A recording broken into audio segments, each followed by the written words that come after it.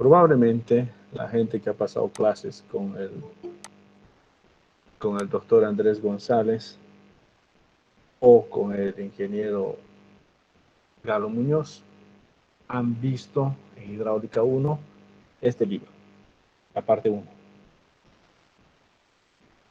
Entonces nosotros ahora, que es Hidráulica 2, vamos a hacer la parte 2 de este libro, que es Hidráulica de tuberías y canales abiertos. Es un libro del profesor Berlamont, que fue en holandés. La versión original es del profesor Jan Berlamont, y la versión adaptada al inglés, que es la que nosotros tenemos aquí, la hizo el profesor Corno. Entonces vamos a seguir este libro, y desde hoy en día se convierte en nuestro libro base. Prácticamente el segundo parcial lo vamos a dar casi de la integridad de este libro. Hay un par de cosas aquí que no van a importarnos mucho, pero casi de la integridad del libro es el segundo parcial. Entonces el libro más o menos tiene 87 páginas. La parte que nos interesará va a ser como 20 páginas, entonces el examen más o menos va a ser como de 67 páginas. Empezamos. Entonces,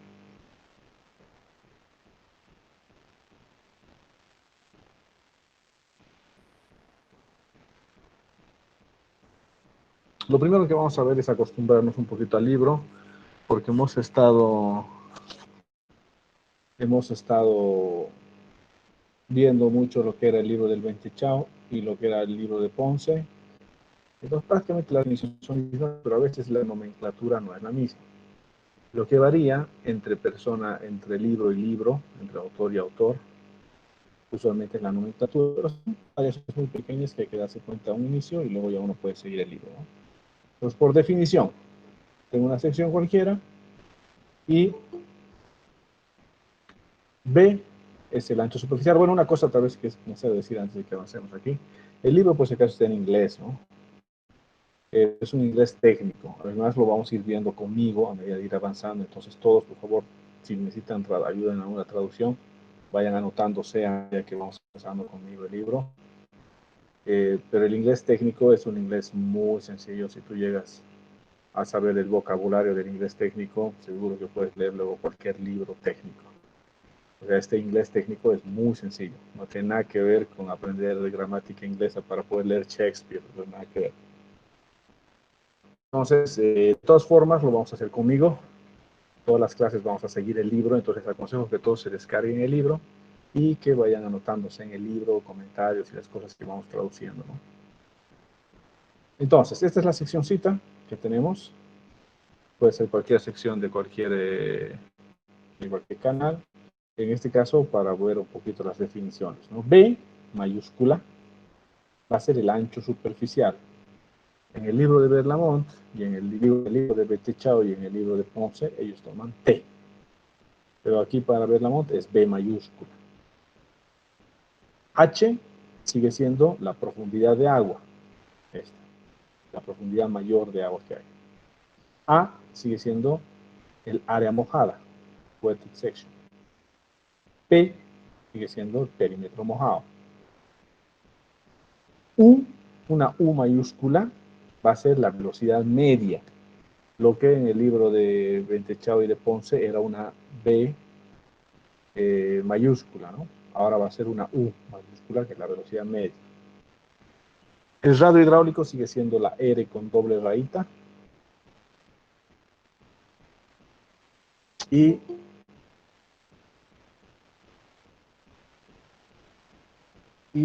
la profundidad hidráulica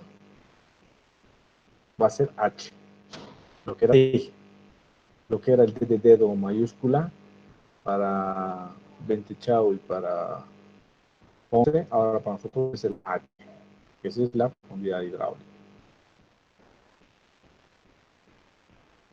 Entonces, la profundidad hidráulica H, nosotros sabíamos que era el área mojada dividido entre el ancho superficial, A sobre B. El radio hidráulico era el área mojada dividido entre el perímetro. Y la velocidad media es el caudal dividido entre el área mojada. El número de Fruit, como lo habíamos visto, son las fuerzas inerciales, es la velocidad media arriba, dividido entre las fuerzas de gravedad, que es la raíz de la gravedad por la profundidad hidráulica h. Luego, 4 veces la velocidad por h dividido entre la viscosidad cinemática. Esto no cambia nada.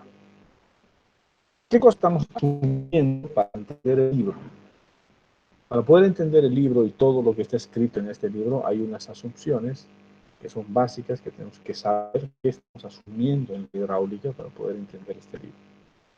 Esto de las asunciones básicas siempre es algo que yo pido mucho a la gente que hace tesis, que me toca hacer tribunal o que yo soy tutor de tesis, que siempre tiene que estar claro qué cosas estás asumiendo antes de encarar algún tipo de investigación o algún tipo de libro como este, digamos. Porque hay a veces gente que hace un tipo de trabajo de, no sé, de tuberías o un alcantarillado fluvial o cualquier cosa de estas. Y a veces hacen todo su calculito, sus planillitas, sus cositas. Y cuando tú les preguntas en concepto, a ver, ¿qué has asumido para poder hacer ese diseño? Asunciones básicas para decirme que puedes aplicar esa planilla. Y no pueden decirte. Entonces, pues, hay un error de concepto muy grande. Entonces, esto es lo primero que uno tiene que tener claro. ¿Qué estoy asumiendo para poder entender y para poder seguir todo lo que está escrito aquí? Entonces, el profe Berlamont está asumiendo, primero, flujo en estado permanente, steady flow. Eso quiere decir que el caudal es constante. Yo les había dicho a inicios del semestre que tanto en hidráulica 1 como en hidráulica 2, ustedes solamente van a aprender steady flow o flujo permanente, a régimen permanente, caudal constante. Siempre vamos a aprender que el caudal es único en todos los sistemas de tuberías que ustedes han hecho, en los sistemas de canales que hemos hecho, en todo lo que hemos aprendido al principio de flujo uniforme. Siempre hemos considerado que el caudal es constante. La verdad que esto es una función bien fuerte porque el caudal nunca es constante en la vida real. En la vida real el caudal cambia, ¿no? Especialmente en ríos y en sistemas, el caudal cambia en función del tiempo. En un canal, digamos, que está saliendo de una presa, puede ser que el caudal sea constante casi todo el tiempo, porque yo regulo eso, ¿no? Pero en el resto del tiempo de las cosas que son naturales, el flujo permanente o el steady flow es muy difícil de encontrar, sucede muy poco. Pero nosotros aprendemos steady flow en materias hidráulica 1 y hidráulica 2 porque es lo más fácil y tenemos que ir de lo más fácil a lo más difícil. Entonces tienen que aprender primero a gatear para luego aprender a caminar, finalmente poder correr. Ustedes están aprendiendo a gatear, entonces por eso aprendemos steady flow. La segunda cosa que está asumiendo el profe Berlamont en este libro, está asumiendo que vamos a tener siempre canales prismáticos donde las pendientes van a ser constantes para todos los tramos. O sea, cualquier tramo que yo tenga va a tener una pendiente constante. Si cambia la pendiente, lo voy a dividir inmediatamente en dos tramos. Pero para cualquier tipo de cálculo, voy a tomar la pendiente constante por cada tramo. Y lo segundo que estoy viendo es que va a haber un cambio del área respecto de la altura.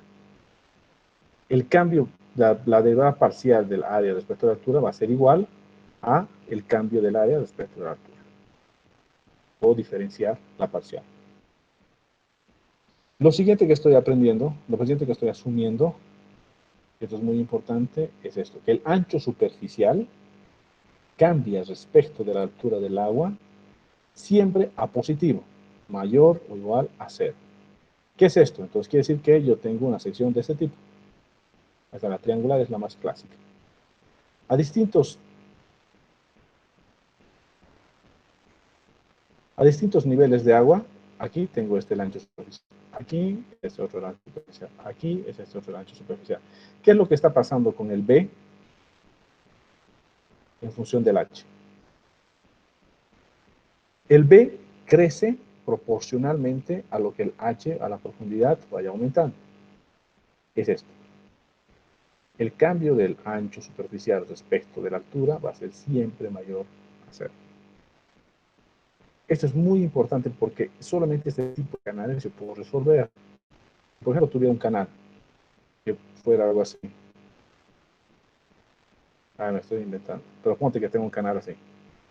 Llega un momento que los ves empiezan a bajar. En vez de ir subiendo, más bien el B, el ancho superficial, empieza a bajar en función de H. O sea, H está viendo ahí arriba.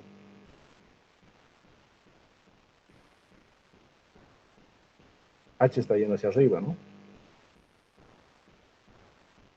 Ese tipo de canales no puedo resolver con todo lo que voy a aprender en hidráulica 2. Todo lo que vamos a aprender ahora en hidráulica 2 es esto. Es a poder resolver el flujo cuando el cambio del ancho superficial respecto de la altura de agua es positivo.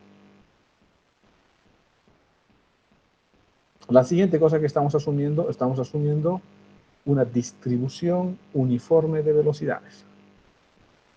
Eso quiere decir que como la distribución es uniforme, yo puedo considerar que la velocidad media, ¿esta?, es representativa. Estoy asumiendo que vamos a seguir la ley hidrostática de presiones. La distribución de presiones es hidrostática. Quiere decir que la distribución de presiones es lineal. La presión aumenta en función a la profundidad. Se conoce el ρGH, rho, densidad, gravedad, por profundidad es presión. La relación es lineal. Estoy asumiendo todo lo que voy a aprender sigue la ley hidrostática de presión. Habíamos visto en el libro de Ponce que siempre se cumple la ley hidrostática de presiones, ¿no? En canales cóncavos, convexos, en otro tipo de canales, no se cumple la ley hidrostática de presiones. Pero entonces lo que vamos a aprender nosotros aquí en el libro del Berlamont es que la ley hidrostática de presiones se cumple. Entonces, 5 asunciones, ya sabemos todo lo que necesitamos asumir para poder entender este libro. Todos los cálculos que vamos a aprender en este libro están asumiendo de entrada estas 5 cosas.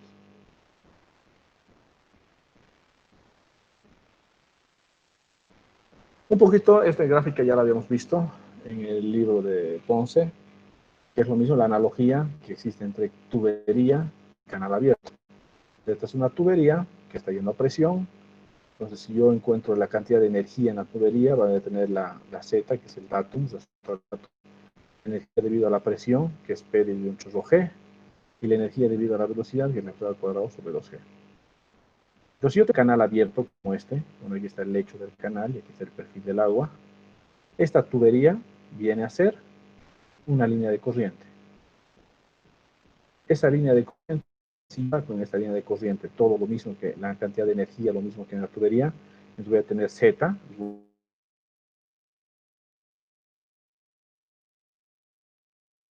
y luego voy a tener la carga de velocidad.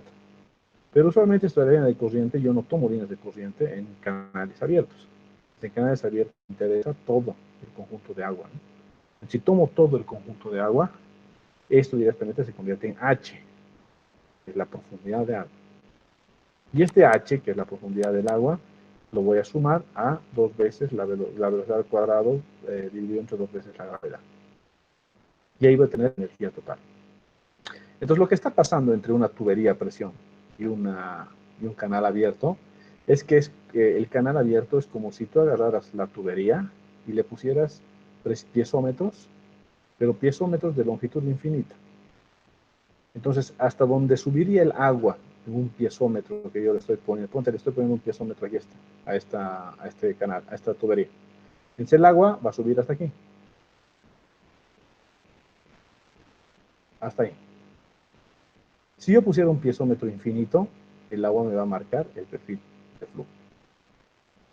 Entonces, no existe presión. El agua va a superficie libre. Es como un piezómetro infinito. Esa es la analogía que acabo de explicarles. Y lo que voy a tener es que la energía, H sub E, o la energía, va a ser igual a H, ¿está? La profundidad, la velocidad al cuadrado sobre 2G, y a este le vamos a llamar energía específica. Lo mismo que hemos visto en el libro de Ponce, específico. Aquí están un poquito los mismos dibujos que habíamos hecho nosotros en el Excel. está la forma de función de energía específica respecto a la altura, que tiene esta forma de una función polinómica, en la cual para la misma cantidad de energía siempre se van a dar dos alturas. A estas alturas les hemos llamado alturas alternas. Esta es la otra gráfica, donde está graficada más bien el caudal en función de la altura en función del caudal. Acá igual está por cada energía. Si la energía específica va subiendo, va cambiando. Es otra manera de graficar nada más.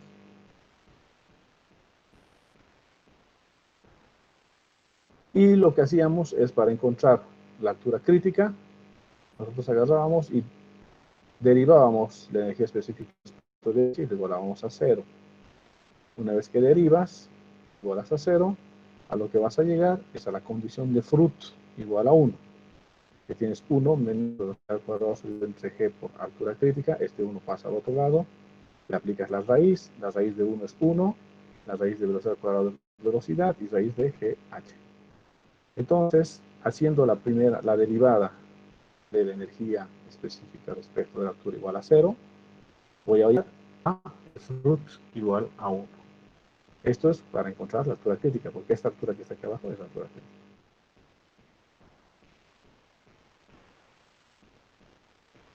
Entonces hemos dicho, para cualquier cálculo, para cualquier otro cálculo hemos dicho que nosotros vamos a considerar esta h puede ser la altura crítica si estamos hablando de una sección rectangular, pero para cualquier otra sección, esta es la profundidad hidráulica, ¿no? Que era D en el libro de Bentichau, y que ahora se convierte en la profundidad hidráulica, es H mayúscula ahora.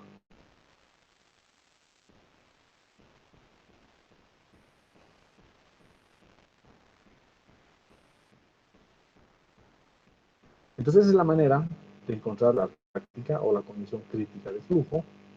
Si lo veo desde el punto de vista de un flujo gradualmente variado, ahora, ¿qué es lo que está cambiando en el flujo gradualmente variado respecto a lo que hemos hecho hasta ahora de flujo uniforme? Que el agua, el perfil del agua cambia en función a la distancia. En el flujo uniforme, siempre paralelo al lecho. El flujo gradualmente variado cambia en la distancia. Entonces eso quiere decir que a medida que va avanzando el agua, gana velocidad, por ejemplo, va a ir bajando su tirante. Antes tenía tirante H1, después tirante H2, después tirante H3.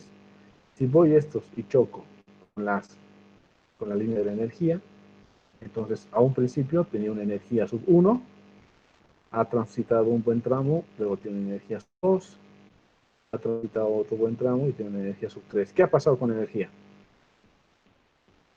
¿Qué pasa con la energía? A ver, escríbanme en el chat.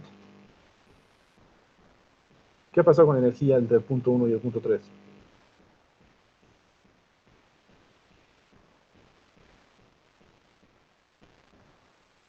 Ahí nos dice Luis que se pierden. Efectivamente, la energía se está perdiendo. ¿Por qué? Porque si se fijan, el E aquí está cero, ¿no? Aquí es de cero. Entonces la energía 1 es mucho mayor que la 2, mucho mayor que la 3. Entonces está disminuyendo la energía. ¿Por qué está disminuyendo la energía? Porque el movimiento del agua hace que la energía se disipe. ¿Por qué? Por motivos de fricción, por motivos de contracción, puede haber cualquier motivo. Pero la energía se está disipando.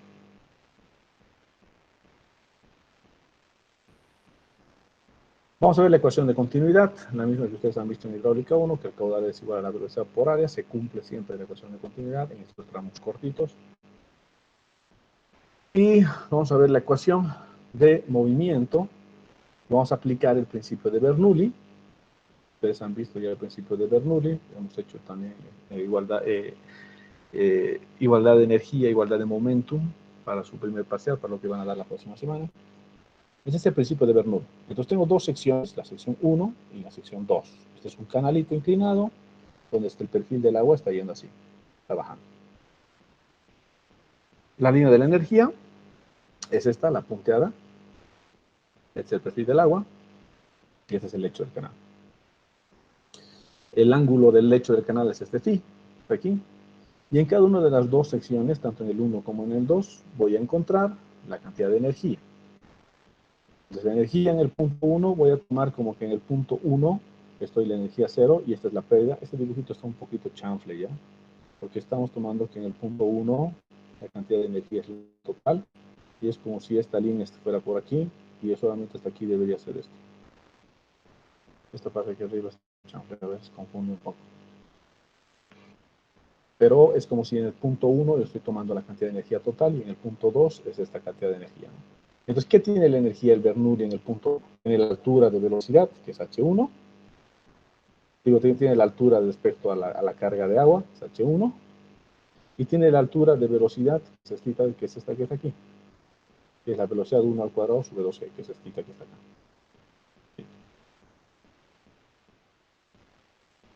La energía acá abajo, ¿qué tiene? La energía tiene su H2, que es esta la altura de agua 2. Tiene su carga de velocidad 2 al cuadrado sobre 2g. Tiene sus zetas, claro, lógico, su Z1 y su Z2, ambos. Y tiene la carga de la energía disipada, que es la pérdida de energía entre el punto 1 y el punto 2, el delta 1 y 2, la pérdida de energía. Si esto lo escribo en forma de ecuación, es así, entonces yo tengo el cambio entre la sección 1 y la sección 2 de la carga de presión, que es la carga que es el tirante de agua, más el cambio en Z, que es la altura respecto al datum, más el cambio en la energía cinética, que es la velocidad al cuadrado sobre 2g, más el cambio en la aceleración respecto al tiempo y la posición. Este terminito es el cambio de la aceleración, el cambio de la velocidad respecto al tiempo, velocidad respecto al tiempo es la aceleración, el cambio de la aceleración respecto a la posición, 1 sobre g, más la pérdida de energía. Y eso tiene que ser igual a 0. Entonces, esta es la ecuación de conservación del momentum o conservación de la energía mecánica entre el punto 1 y el punto 2. De esta ecuacióncita, de lo que nos vamos a librar va a ser la aceleración. ¿Por qué? Porque no cambia nada en función del tiempo. Hemos dicho que nosotros vamos a aprender únicamente el flujo permanente. El flujo permanente es constante y nada cambia en función del tiempo. Entonces, como nada cambia en función del tiempo, la velocidad tampoco cambia en función del tiempo. Entonces, este cambio es 0. Entonces, todo esto se va. Y solamente nos quedamos con estos tres términos más el cambio de energía. Este cambio esta caída de la energía del punto 1 al punto 2 va a ser igual a la pendiente de la energía multiplicado por la distancia que ha transcurrido.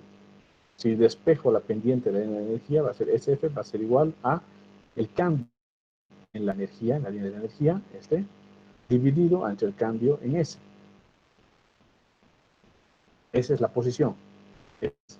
Todo el tiempo S minúscula va a ser la posición. Este sería S sub 1, este sería S sub 2. Esa es la posición. Aquí está. S. Entonces el cambio, ¿no? El cambio en la línea de energía, la pérdida en la línea de energía respecto al cambio en la posición. A eso conocemos como fricción, ¿no? Entonces, si estamos asumiendo que es una sección hidrostática, entonces Z, que es esta, la altura al lecho, Z1, más la presión P1 sobre ρg, le vamos a llamar Z'. Z', si lo proyecto hacia la vertical, va a ser Z1 mayúscula más H1 coseno de phi.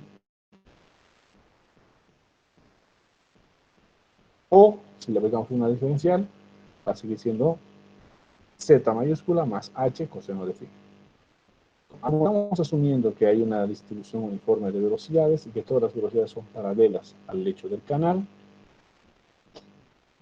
Podemos obtener, después de dividir todo, dividido entre delta S, o sea, voy a agarrar todo esto lo voy a dividir entre delta S, delta S es un 0, y todo esto lo voy a dividir entre delta S. Si lo divido todo entre delta S, entonces este cambio el cambio en la línea de energía, la pérdida de energía dividido entre delta S, va a ser igual a la pendiente de la línea de energía. Y todos los demás términos igual los voy dividiendo, esto se convierte en SF. Este otro, la diferencial de Z respecto a DS, es la pendiente del canal, porque Z es la altura del canal. Teníamos que habíamos encontrado esto, que la diferencia de la Z más H coseno de phi. Nos quedamos con H coseno de phi. El H coseno de phi sería coseno de phi, diferencial de H respecto de S. Este era el término de la velocidad al cuadrado sobre 2G, dividido entre la diferencial de S. Va a ser la velocidad sigue al cuadrado aquí, y dividido entre 2G aquí, le falta un 2. Dividido entre 2G. Todo lo que era el cambio de la velocidad respecto del tiempo, hemos dicho que nos libramos de esto, y se nos facilita la vida tremendamente. Más la pérdida de la energía, SF. Todo esto es igual a 0.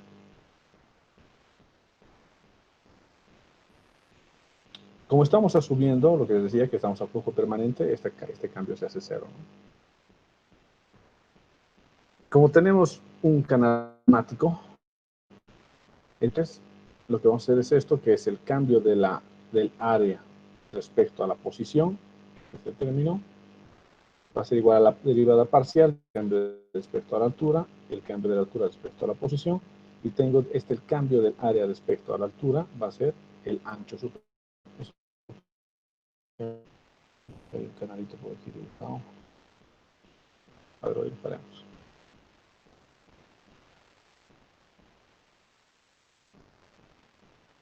Lo que estoy diciendo es eso, vamos a irnos a la pizarra ya.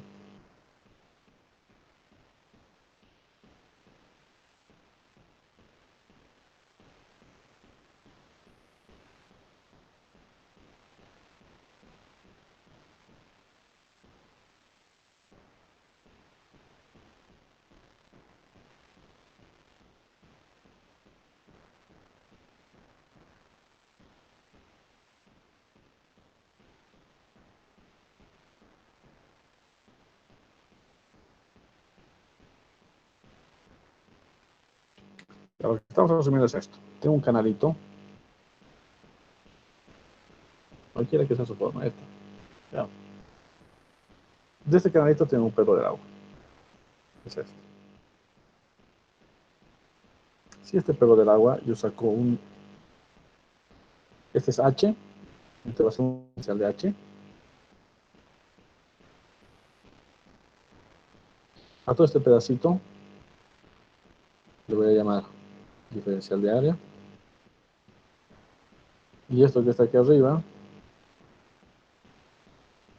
es el ancho superficial, que en este caso es B mayúscula. Pero si multiplico el B mayúscula por el diferencial de área, digo el diferencial de altura, voy a tener el diferencial de área. Si este término lo paso a dividir, voy a tener diferencial de área. El cambio del área respecto de la altura, puedo aproximarlo a el ancho superficial. Pero lo que está diciendo aquí el verla es exactamente eso. Me dice que el cambio de altura, la diferencial derivada del área respecto a la posición, va a ser una parcial del área respecto de la altura y la altura respecto a la posición. Acabamos de ver que el área respecto de la altura es B. Ahorita acabamos de hacer eso en nuestro pizarra, ¿no? El área respecto de la altura es B. Y el área respecto de la altura es B. Eso es bueno. Entonces, una vez que tenemos esto, esos dos términos, lo que estamos haciendo ahorita es esta derivadita aquí, derivando la velocidad respecto a la posición.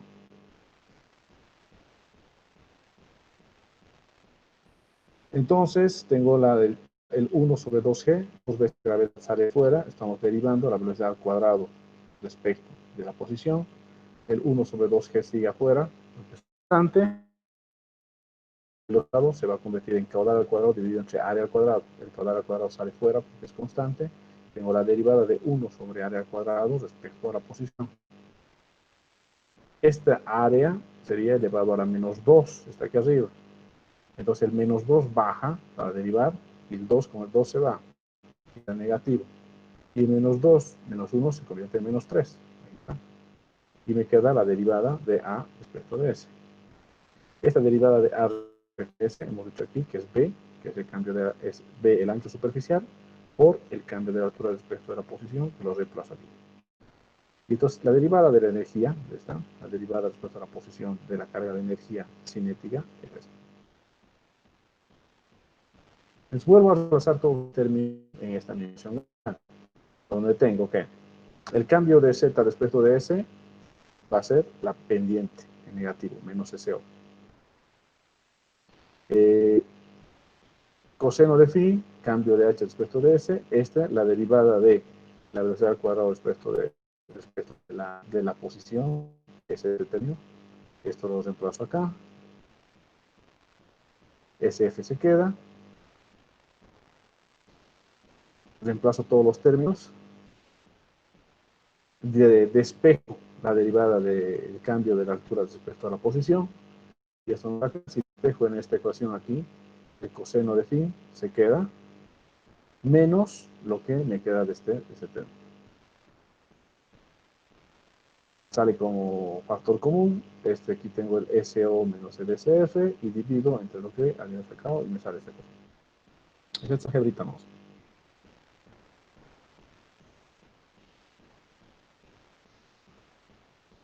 De esta ecuación, puedo ver que el coseno de phi lo puedo reemplazar por la raíz de 1 menos pendiente del terreno elevado al cuadrado. El otro término tiene este alfa, que es la constante de distribución de velocidad.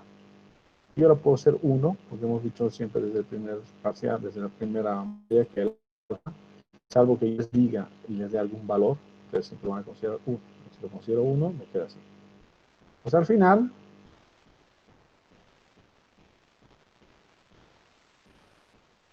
esto va a quedar como el cambio de la altura a la posición. El cambio de la altura de agua respecto a la posición va a ser igual a la pendiente del canal menos la pendiente de la línea de energía dividido entre 1 menos el caudal elevado al cuadrado por el ancho superficial entre la gravedad de elevado al cuadrado. A esta ecuacióncita que está aquí le vamos a conocer como la ecuación dinámica del flujo gradualmente variable. Entonces, siempre que ustedes estén usando un esfuerzo hidráulica y te diga que aplica la ecuación dinámica de fluido, el flujo permanente, es esta. Si te dice que aplica la ecuación cinemática de fluido, estamos hablando de flujo normal, flujo uniforme. Se aplica la ecuación dinámica, es que aplica esto. ¿Que es mucho mejor la dinámica? Sí, porque con la ecuación, con la dinámica estoy tomando los términos, estoy considerando el cambio de altura respecto a la posición. Con la uniforme, con la cinemática, no consideras ese cambio. Ese cambio es cero. Ahora sí tengo la manera como calcular ese cambio. ¿Cómo puedo calcular el cambio de la altura del agua respecto a la posición? Lo puedo calcular con esta ecuación diferencial. A esta ecuación se le ha llamado como la ecuación de Bess, porque este fue uno de los primeros investigadores que trabajó en llegar a esta ecuación. Entonces,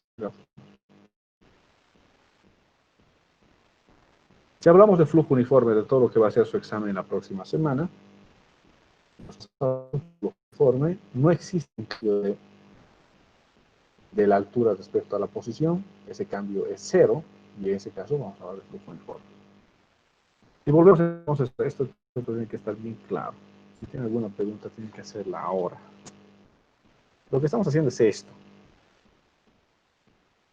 Nos vamos a dar un canalito. Cualquiera. con una pendiente. La cual, si yo estuviera haciendo flujo uniforme, sería así. Este es paralelo a este. Entonces, si yo tengo aquí un H,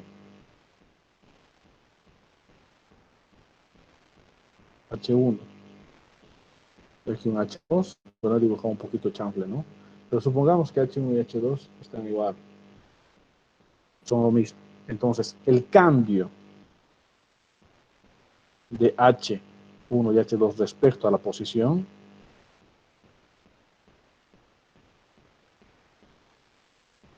porque existe cambio, H1 menos H2 son iguales, H1 y H2 son iguales.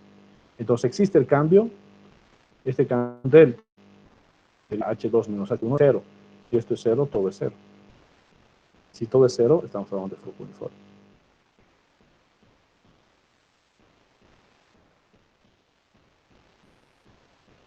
Pero, ¿qué pasa ahora? Pues ya no es tan facilito esto, ¿no? Ya no es tan facilito. Ahora, yo sé que el agua hace esto.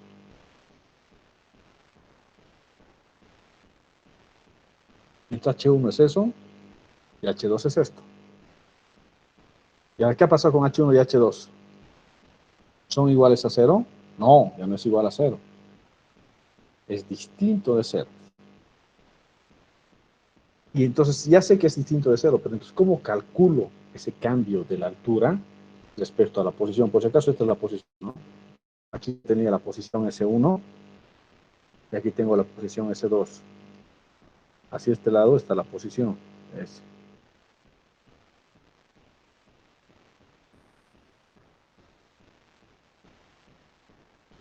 Entonces, este cambio es igual a cero. ¿Y a qué va a ser igual este cambio ahora? Este cambio va a ser igual a esto. Este cambio va a ser igual a la ecuación de Bress, y dice que el cambio de la altura respecto a la posición lo puedo calcular porque va a ser igual a la pendiente del terreno menos la pendiente de la línea de la energía dividido entre 1 menos, ¿qué es esta ecuacióncita aquí de caudal elevado al cuadrado? Fíjense, caudal elevado al cuadrado por el ancho superficial de la gravedad del área cubo. Si yo agarro esto y le aplico la raíz cuadrada, eso me queda como caudal. Caudal, a ver, quiero hacer esto con Fes. Vamos a ver en la pizarra ya, para que quede claro. Tengo el término. ¿El término qué es? Caudal elevado al cuadrado por ancho superficial B dividido entre gravedad, vamos a hacer así, dividido entre área elevado al cubo, vamos a poner área elevado al cuadrado, multiplicado por área, por gravedad.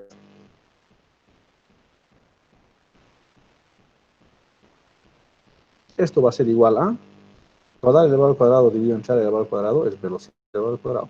Velocidad elevado al cuadrado. El ancho superficial B puede bajar y va a ser área entre B por gravedad. ¿Correcto?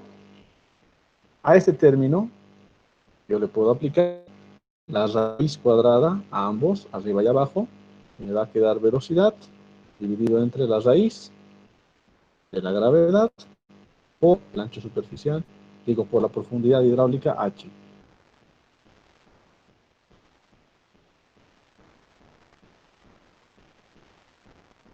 ¿Y qué es esto? ¿Qué es lo que acabo de hacer ahorita? ¿Qué es esto? ¿Qué es esto? A ver, pon en el chat. Es fruit. Acá, perfecto. Esto es fruit. Esto es fruit. Entonces, lo que yo puedo agarrar en esta ecuacióncita que estoy haciendo ahorita, es decir, que esto va a ser igual a esto, 1 menos root elevado al cuadrado.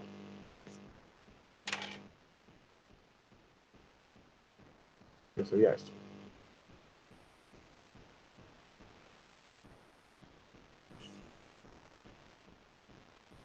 Entonces, ahora yo sé que el cambio de la altura respecto a la posición, una cosa que tienen que darse cuenta mucho, que la posición es S minúscula y las pendientes son S mayúscula. La pendiente del terreno es S mayúscula, la pendiente de la energía S mayúscula sub F y sub O. Y la posición es S minúscula. Entonces lo que estoy haciendo es calcular cómo va a ser ese cambio en función de un punto que conozco. Ponte que yo conozco este puntito, el punto 1. Quiero conocer cómo cambia después de un delta S. Entonces le voy a aplicar un delta S y voy a conocer cuál va a ser la nueva altura, porque eso me va a permitir la ecuación. Le voy a aplicar el mismo delta S y voy a conocer cuánto va a ser la nueva altura. Le aplico otra vez el mismo delta S y voy a conocer cuánto va a ser la nueva altura. Entonces, lo que yo voy a hacer es con este método numérico, aplicando métodos numéricos, que luego vamos a aprender, es a poder calcular la nueva altura partiendo de un punto conocido. Conozco este, puedo conocer este otro. Conozco este, puedo conocer este otro. Conozco este, puedo conocer este otro. Y una vez que tenga estos puntitos, lo que hago con esos puntitos, los uno. Y esos puntos, lo que he unido es el perfil de flujo. ¿Y qué son estos puntitos que he calculado aquí después de cada delta S? A estos puntitos se los llama puntos computacionales. Que en este caso, como estamos haciendo flujo unidimensional, es muy sencillo, porque cada uno de estos puntitos tiene doble información. Tiene la velocidad, tiene la altura, porque estamos haciendo flujito unidimensional permanente. Cuando uno ya está haciendo esquemas de flujo, puede ser bidimensional o tridimensional, o esquemas unidimensionales, pero en flujo no permanente, entonces ya existe un cambio en función del tiempo más, ¿no? Pero de principio, como les he dicho, tienen ustedes que aprender a gatear, luego aprender a caminar y luego poder. Entonces tenemos que aprender bien flujo al régimen permanente. ¿Alguien tiene alguna duda de lo que hemos hecho?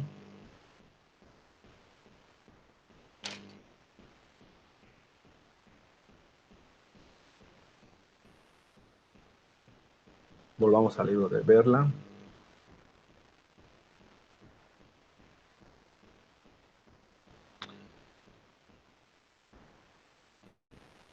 Por si acaso, antes de que me olvide, va a dar una charla el profe Ponce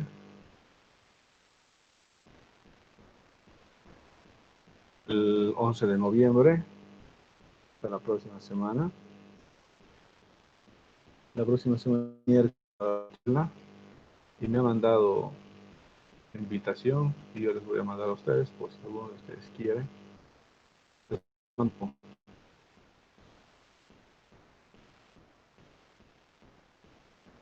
Ya, acabo de compartirles, bueno, por si acaso antes de que se me olvide. Es una charla que va a dar el profesor sobre hidráulica de cuencas, sobre hidrología de cuencas, ¿no? Dependiendo del estado de humedad de la cuenca. Va a estar interesante.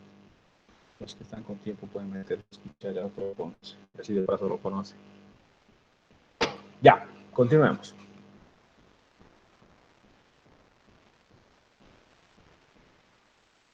Entonces acabamos de ver esta ecuacióncita. Este es el cambio de altura respecto a la posición, que es esta, que es la ecuación de Breit. Esto hemos encontrado esta ecuación de Breit partiendo de la ecuación de momentum. Si de energía, como está aquí, voy a llegar exactamente a lo mismo. Los que quieran pueden ver esto. Es una decisión que yo hice hace un tiempo. Pero llegan exactamente a lo mismo. Entonces, ahora lo que nos interesa saber es las pérdidas de energía en canales. ¿Por qué nos interesa saber las pérdidas de energía en canales? Porque necesito estimar este S sub F. Este sub F es la pendiente de la línea de la energía. Necesito estimarla. Entonces, para eso necesitamos ver todas las ecuaciones para encontrar la pérdida de la energía o la pérdida por fricción. Entonces, como ya hemos visto esto varias veces, lo voy a pasar ahora súper rápido porque tenemos la fórmula de Manning, tenemos aquí los coeficientes. Nosotros, como ya se había dicho, para todo lo que es hidráulica de canales abiertos, vamos a usar siempre Manning.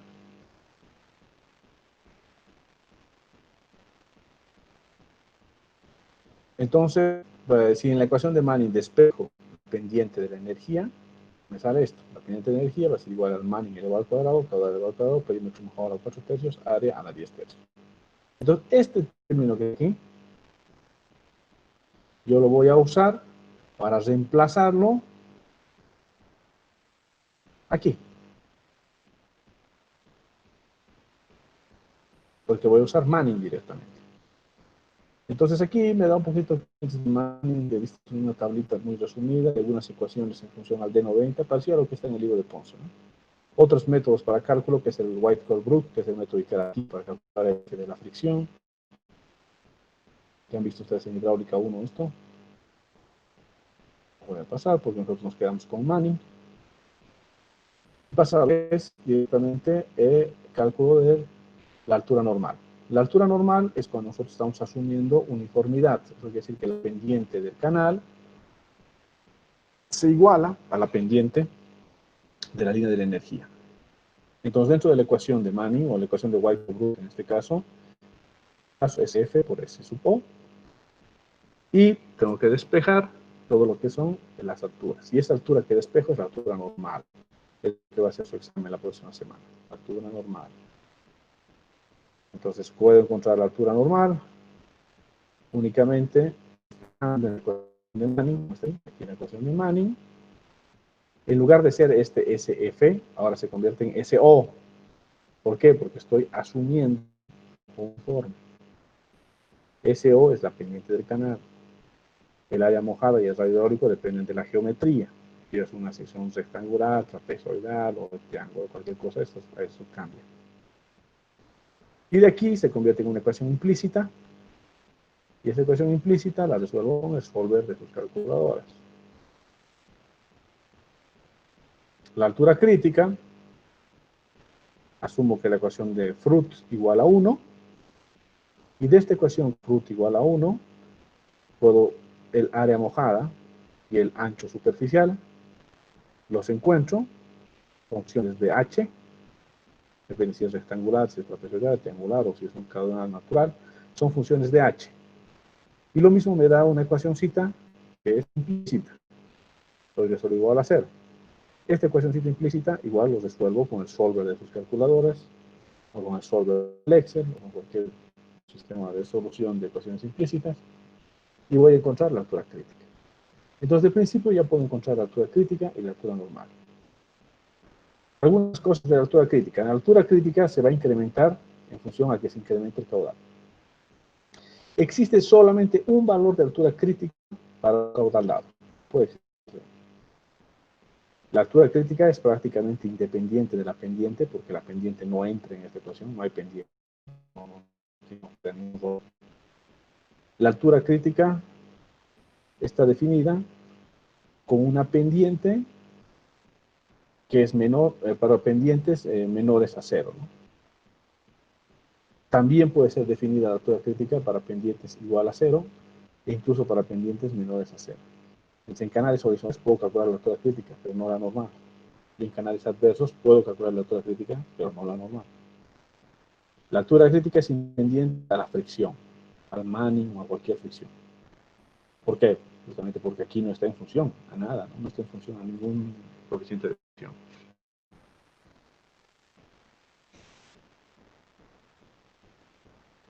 La pendiente crítica es donde se iguala, la altura crítica se hace igual a la altura normal.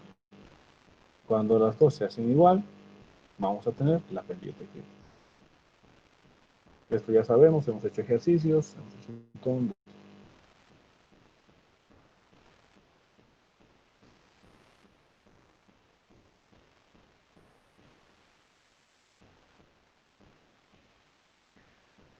Finalmente vamos a traducir esto, si quieren pueden anotarse. Dice, la pendiente de un canal es menor que la pendiente crítica, por lo tanto, va a causar flujos lentos y subcríticos.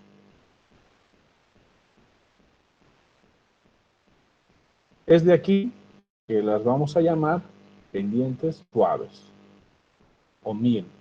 De todas las pendientes que sean menores a la pendiente crítica, le vamos a dar el nombre de mild. En inglés, mild, nos vamos a quedar con la primera letra con M, justamente por el nombre del inglés mild, y esas son pendientes suaves o pendientes subcríticas. Desde hoy en día, todas las pendientes subcríticas están bautizadas como pendientes M.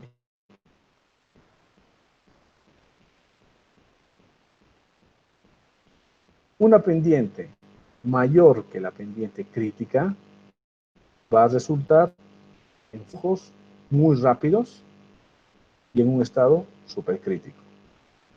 Y a estas pendientes las vamos a llamar steep, que significa empinado en inglés. Entonces, de aquí en adelante las vamos a bautizar con una S. A todas las pendientes que sean pendientes mayores que la pendiente crítica, las vamos a considerar steep o supercríticas. Entonces, ahora ya las hemos bautizado a todo el mundo, a todo el grupo de pendientes que son mayores que la pendiente crítica, son S, y si son menores que la pendiente crítica, son M. Esta clasificación es súper importante para entender todos los perfiles de flujo.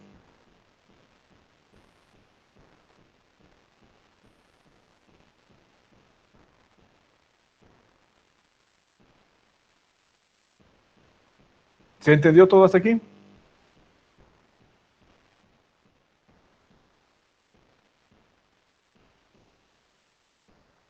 ¿Tienen alguna pregunta?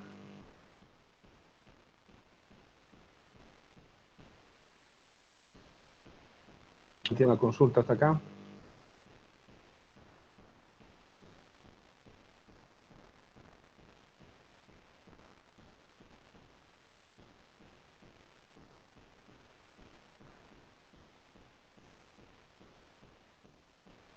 Lo siguiente que sigue es la clasificación del flujo por zonas.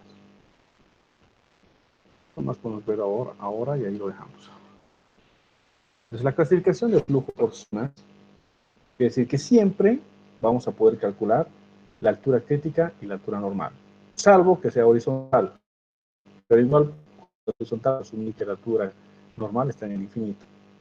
Pero siempre podemos calcular la altura crítica y la altura normal de cualquier canal.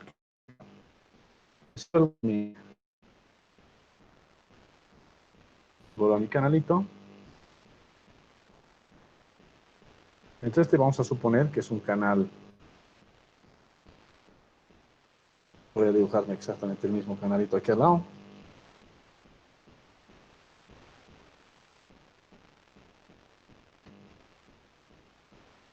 Entonces, esto es un canal rectangular.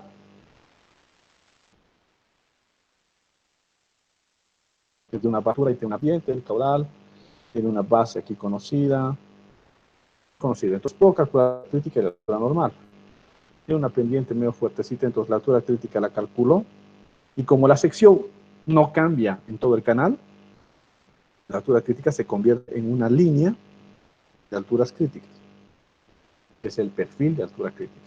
Es altura crítica.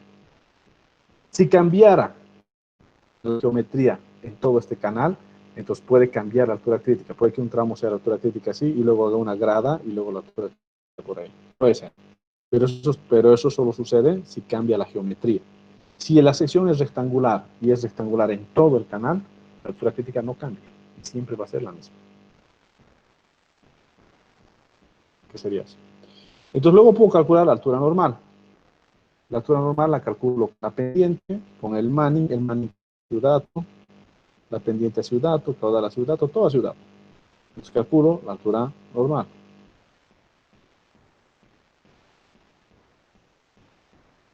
Y la altura normal es siempre la misma el canal. ¿Por qué? Porque cambia la rugosidad, porque no cambia la pendiente. Si la pendiente cambia o cambia la rugosidad, ponte que el primer tramo sea concreto y el segundo tramo sea enrocado, o sea cualquier otra cosa, es muy probable que esta altura normal cambie y haga cosas así. Pero en nuestro caso no. Ahora que estamos viendo no pasa nada de eso.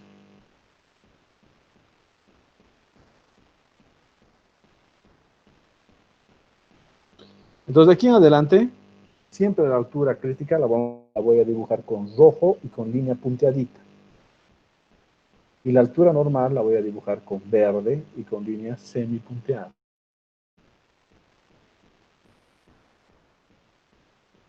Entonces puedo calcular siempre la altura crítica y la altura normal. Cuando la crítica, a veces puede estar la normal encima de la crítica, a veces la crítica encima de la normal, pero siempre se van a dibujar tres zonas. La zona 1 está encima de la curva más alta, la zona 2 entre las dos alturas y la zona 3 que está entre la altura más baja y el lecho. Entonces de aquí en adelante ya tengo un número para definir el lugar donde se da cada perfil, va a llevar este número. Si el perfil del agua se va a dar en la zona 1, va a llevar siempre un 1.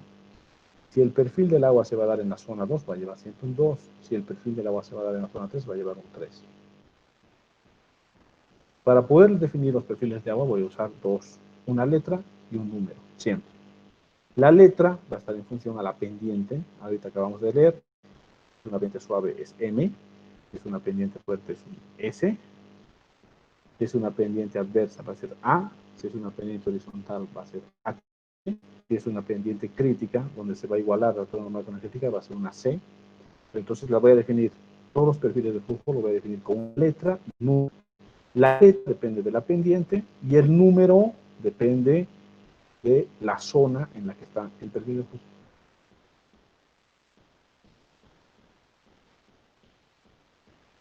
Entonces, con esos dos, junto con la pendiente, digo, con la letra, con el número, voy a definir todos los perfiles de flujo.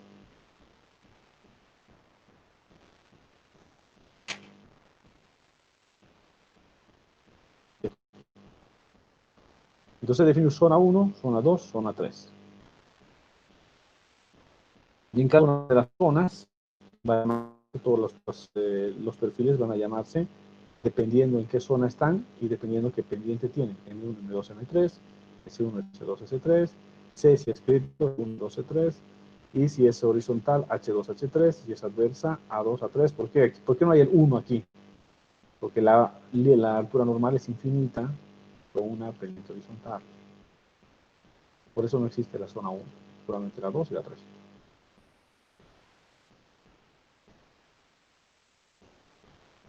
Ok, yo creo que está bien que lo dejemos aquí ahora. Luego el jueves vamos a continuar. Y el jueves también, si es que tienen unas preguntitas sobre su examen, van a tener chance ahí unos minutitos. Si es que alguien tiene alguna pregunta sobre el examen, vamos a hacer el jueves. Y luego vamos a continuar con la materia el jueves. El examen es el viernes 13, ¿no? ¿Ustedes?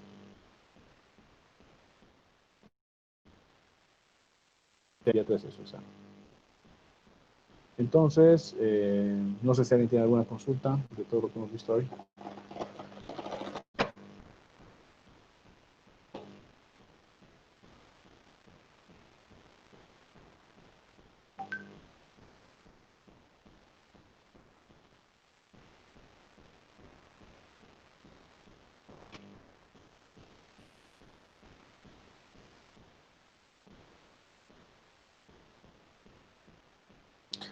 Ya, entonces quedamos aquí. Les doy chance para que estudien un poquito, para que utilicen todo el tiempo que puedan para estudiar. No se olviden hacer su práctica. A ver las recomendaciones básicas de un examen, ¿no? No es el primer examen que van a dar a ustedes habitual, pero las recomendaciones también. Todos tienen que tener su práctica hecha. Su práctica es su boleto de entrada al examen. Si no tienen su práctica y no pueden subirla en PDF, que no sea un archivo inmenso, cuiden la calidad del PDF, tienen que subir su práctica para poder dar su examen. su examen es un Google Forms, es un formulario donde tiene tiempo. El examen dura cabalito el periodo de clases. Tienen 1 hora y media para dar su examen. Luego de la hora y media, el formulario se cierra. Si el formulario se ha cerrado y por cualquier motivo, yo que sé, o sea, cualquier motivo inventado o cualquier cosa, no han podido subir el formulario, ni modo. Lamentablemente no acepto ningún examen que me manden ni por correo electrónico, ni menos por mensaje a WhatsApp. Entonces, ustedes ya saben qué día es su examen y a qué hora es su examen. Si por algún motivo están en un lugar donde el internet no es constante, que corre cierto, busquen un lugar donde su examen. Pero por lo menos esa hora y media tienen que garantizar que pueden dar el examen. Que su cámara esté prendida a la hora y media. ¿Okay? Exámenes no se aceptan si no es con el formulario. Es como si, por ejemplo, terminamos de dar el examen en el curso, yo ya me estoy yendo y vayan, me agarran en mi auto y me metan por la ventana el examen. Es como si quisiera que se haga valer eso. Eso no va a valer nunca.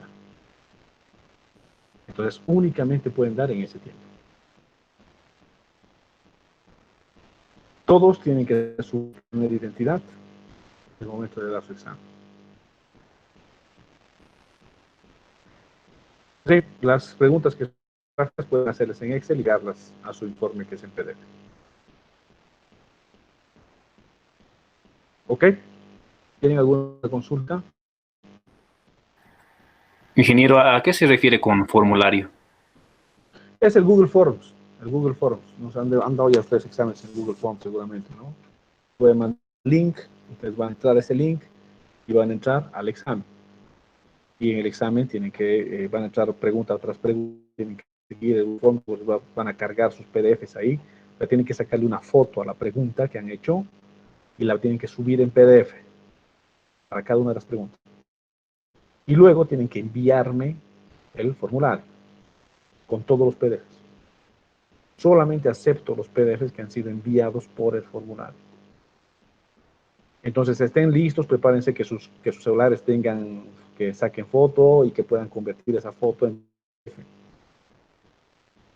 ¿Okay? O si van a dar en sus compus también, que puedan comunicar su celular con su compu para poder mandar esos archivos. O sea, todo eso tienen que verificar antes de dar su examen.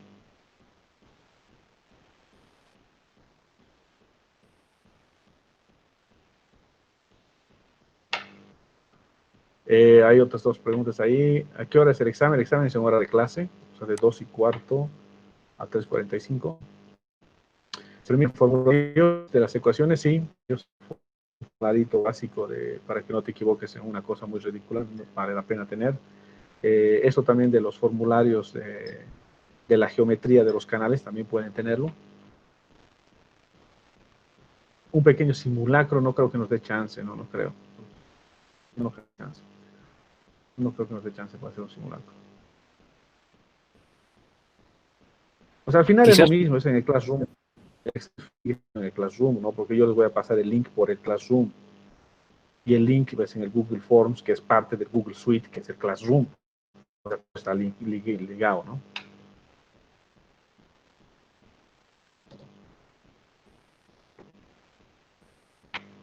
¿Alguna otra?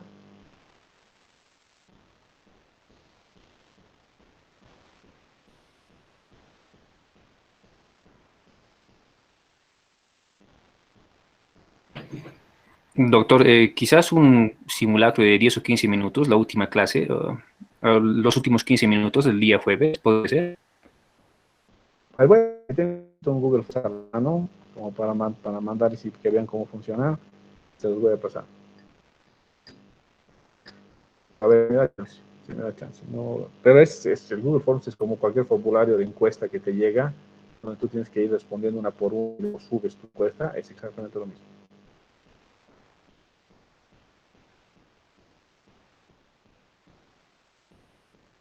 Con cámara prendida, sí. Con cámara prendida, la hora y media. No pueden apagar cámaras. Nadie puede apagar cámaras.